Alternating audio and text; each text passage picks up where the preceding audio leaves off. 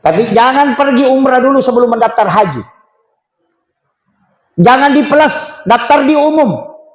Plus mahal. Daftar di umum. Jangan sampai anak-anak kita tidak sekolah gara-gara mendaftar haji. Jangan. Itu dosa besar itu. Jangan sampai anak-anak kita, keluarga kita terlantar gara-gara kita daftar haji. Jangan. Agama tidak memerintahkan kecuali bagi yang mampu. Kalau memang tidak mampu, jangan daftar. Karena tidak ada dosa bagi kita.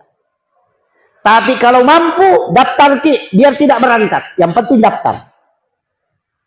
Jangan di plus umum. Kenapa umum? Kalau sudah mendaftar, kita sudah dapat nomor porsi. Tidak berangkat. Bukan karena tidak mampu. Tapi karena aturan negara. Maka orang yang tidak berangkat karena aturan negara, dia sudah dapat pahala hajinya. Itu penting. Makanya bilang menunggu 40 tahun Ustaz. Bukan urusan itu. Karena kita sudah daftar. Nanti kalau meninggal, anak kita pergi haji. Boleh menghajikan kita. Karena kita sudah niat dan mendaftar haji. Tapi tidak bisa berangkat karena terhalangi oleh aturan.